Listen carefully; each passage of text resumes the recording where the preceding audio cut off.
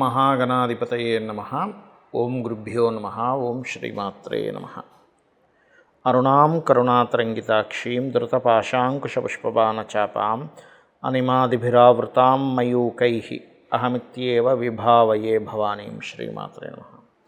ప్రేక్షకులకి ఆ లలితాంబిక అమ్మవారి యొక్క అనుగ్రహం పరిపూర్ణంగా కలగాలని మనస్ఫూర్తి కోరుకుంటూ మనం ఈరోజు 6వ తేదీ జూలై నుంచి 12వ తేదీ వరకు ఉన్నటువంటి గ్రహస్థితి ఏ విధంగా ఉంది చూసుకున్నట్లయితే, ఈ వార ఫలితాల్లో చంద్రుడు తులారాశి నుంచి మకర రాశి వరకు సంచరిస్తాడు.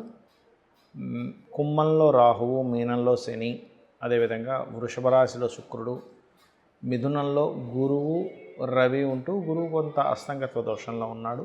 మరియు అదేవిధంగా మనకి బుధగ్రహం కర్కాటకంలోని సింహంలో కుజుడు, కేతువు కలిసి ఉన్నారు.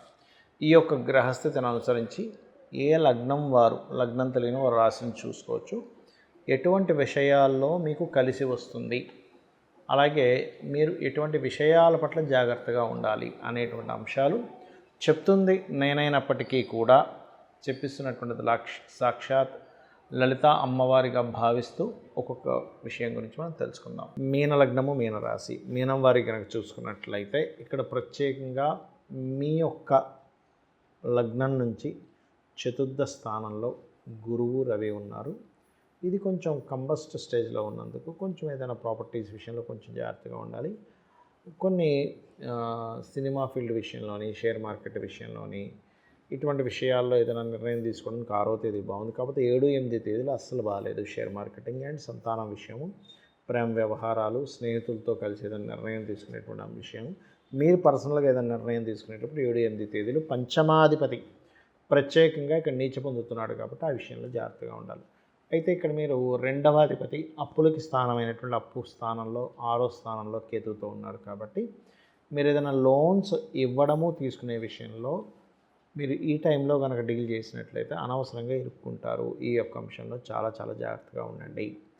అలాగే మీ యొక్క సిబ్లింగ్స్, తోబుట్టు సహకారం మూలంగా మీరు విదేశాలకు వెళ్ళడము, లేకపోతే వారి కోసం వాళ్ళని విదేశాలకు పంపించాలనే ప్రయత్నం ఫలిస్తుంది, అందులో ఎటువంటి సందేహం లేదు.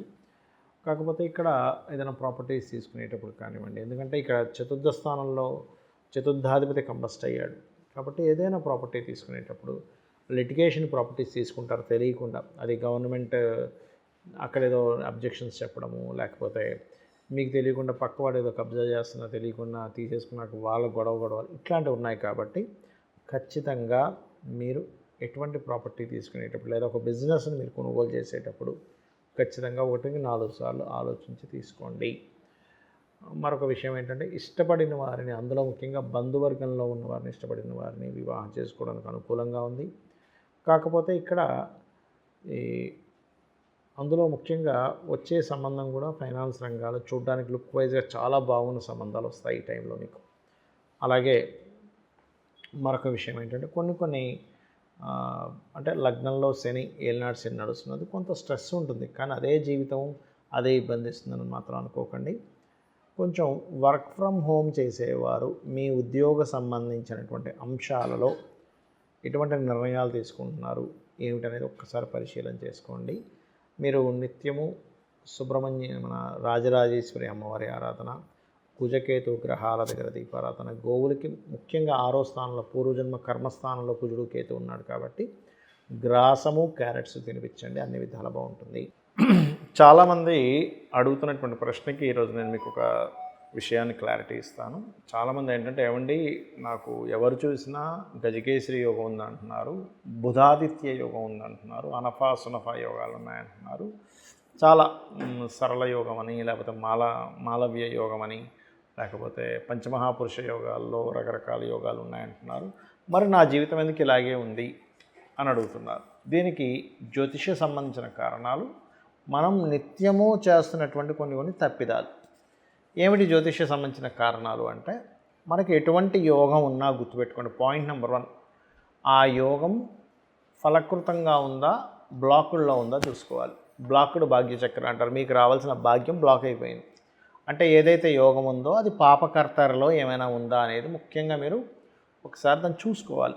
అప్పుడు ఏ గ్రహాల ద్వారా అయితే పాపకర్తరలో పడిందో ఆ గ్రహాలకు సంబంధించిన రెమెడీ కనుక చేసుకుంటే ఆటోమేటిక్గా మీరు పడుతున్న కష్టానికి చాలామంది అంటుంటారు చూసారా, నేను ఎంత కష్టపడుతున్నా అండి, ఎంతో ప్లాన్ చేస్తున్నా, అయినా అసలు ఇది సక్సెస్ అయ్యి ఉంటే కొన్ని కోట్లు సంపాదించాల్సిన జాతకము నా లైఫ్, అలాంటిది అప్పుల పాలవుతున్నాను అంటూ ఉంటారు. ఎందుకు అంటే కారణం ఒకటి, అప్పులు విషయంలో ఇబ్బంది పడే దశ నడుస్తుంటుంది. ఒక్కోసారి ఇలాగా ఎన్ని యోగాలను బ్లాక్ అవుతూ ఉంటాయి. అదేవిధంగా సంపాదన ప్రధానంగా అందరూ కూడా తీసుకుని ఉంటారు. సంపాదన ముఖ్యం కాబట్టి శాస్త్రం కూడా సంపాదించమనే చెప్పింది ధర్మంగా. కావున సంపాదన ఇచ్చేటువంటి గ్రహం ఎవరో తెలుసుకోలేక మనం రకరకాల మార్గాల్లో ధనాన్ని సంపాదించాలని వెంపర్లాడుతూ వాటి విషయంలో ఇబ్బంది పడుతూ ఉంటాం. ఇది ప్రధానంగా తీసుకోవాలి. ఇక మరొక విషయం ఏంటంటే, ఇక్కడ చాలామంది వాళ్ళ డైలీ లైఫ్ స్టైల్లో కొన్ని మార్పులు చేసుకోనంతసేపు మీకు ఎన్ని యోగాలున్నా, ఎన్ని పరిహారాలు చేస్తున్నా మీకు ఎట్టి పరిస్థితుల్లో ఎక్కడా కూడా మీకు ఫలితం రాదు. ఏమిటా మార్పులు చెప్తాను చూడండి. ఒకటి, జాతచక్రంలో ప్రతి వ్యక్తికి ఏలినాటి శని వస్తుంది, అర్ధాష్టమ శని వస్తుంది, అష్టమ శని వస్తుంది. లేదా నేను చాలా వీడియోలో చెప్పాను, ఏమంటే కాలసర్ప దోషం జన్మజాతకానికి పని చెయ్యదు, మన పర్సనల్ చార్ట్ కనెక్టివిటీ ఉండదు, దేశకాల పరిస్థితులు బట్టని. చాలామందికి 50% పైనే జాతకులకి ఆ దోషం ఉంటుంది, ఆ యోగం అంటారు దాన్ని ఒరిజినల్గా చెప్పాలి. అది చూసేసుకొని నాకు ఇంకేమీ పనికిరాదేమో, నేను ఎందుకు పనికిరానేమో అని అనుకుంటూ ఉంటారు. ఎందుకంటే మీరు ఒక రోగిని కూడా మీరు గమనిస్తే కొన్ని దేశాల్లో ఇటువంటి పరీక్షలు నిర్వహించారు. కొంతమంది 40 మంది ఉంటే 20 మందికి ఆపరేషన్ చేశారు, కానీ మీ ఆపరేషన్ సరిగా లేదు అని చెప్పారు. ఇంకొక 20 మందికి ఎటువంటి ఆపరేషన్ చేయకుండా అద్భుతంగా సక్సెస్ అయిందని చెప్పారు. ఎవరికైతే అద్భుతంగా సక్సెస్ అయిందని చెప్పారో వాళ్ళ ఫీలింగ్ వల్ల వీళ్ళకి బాగా నయమైపోయింది ఆపరేషన్ చేయకుండానే. వీళ్ళకి ఆపరేషన్ చేసినప్పటికీ కూడా మరలా ఇది పునరావృతమైంది. అంటే అర్థం ఏమిటి, మనం లోపల ఏం ఫీల్ అవుతున్నాము. చాలామంది చేస్తున్నటువంటి బ్లండర్ మిస్టేక్ ఒకటి చెప్తాను. ఏమిటో అండి, నా శని బాగాలేదు, ఆ శనిగాడు ఏంటో తినేస్తున్నాడు, ఇలాగా దూషణలు చేస్తుంటాము.